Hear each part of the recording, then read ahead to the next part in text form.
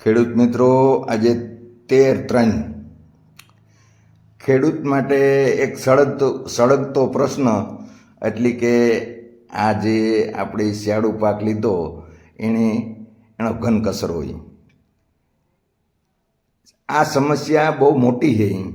આ સમસ્યાને અંદર પક્ષ વિપક્ષ કે શાસક પક્ષ કોઈ આના વિશે કાંઈ કોઈ પણ બુદ્ધિજીવી નેતાએ કાંઈ સભા ને કીધી કે ને કાંઈ કોઈ શબ્દ કાંઈ બોલ્યા અને બોલે તો કે ભાઈ એટલું ડ્રગ્સ અમે પકડાયું, એટલું અમે દારૂ પકડાવ્યો, એટલું અમે દૂધ પકડાયું, નકલી પકડાયું, અસલી પકડાયું.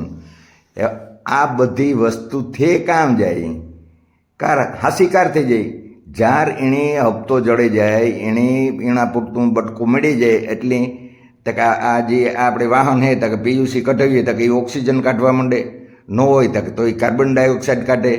એ અખાદ્ય વસ્તુ છે એ ખાદ્ય બની જાય જો એને હપ્તા મળી જાય તો.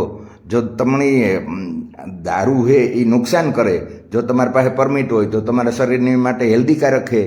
આવા જે નિયમ છે એને માથે હલવાનું કરે અને આ જે વસ્તુ જે ખરાબ થાય ના કંઈ એટલે કંઈ કોઈની કંઈ એક હવારત વગરનું કાંઈ એટલે કાંઈ કોઈ એક શબ્દ બોલવા ખુશી ને જ. અને આનું પરિણામ છે એ એક ગંભીર પરિણામ આવ્યું છે. આ જે અટાણે જે કંઈ થઈ રહ્યું એ કંઈ ઓક્સિજનને જ થતું નહીં, આ ઓક્સિજનને જ હરેકતું નહીં. તો આવી જ રીતે અટાણે પોરબંદર જિલ્લાનું નામ આવ્યું કે ભાઈ પોરબંદરની અંદર આખાઈથી વધારે ગૌસર પોરબંદરની અંદર છે.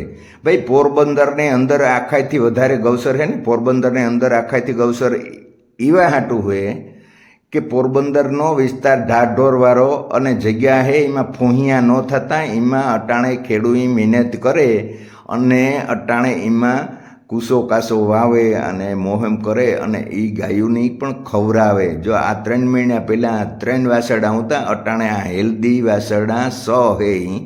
આની પણ કીક ને કીક જડે રહીએ તાર હેલ્ધી છે. પાણીનો કાંઠો છે, માતાજીનું મંદિર છે. એણે આહિરે જો આ બેઠા તો આવી રીતે કાંઈ સરકારી એક ક્યારો પણ વાવ્યો હોય તો કહે અને ખબર આવી હોય તો કહે. જય ગૌ માતા, જય ગોપાલ.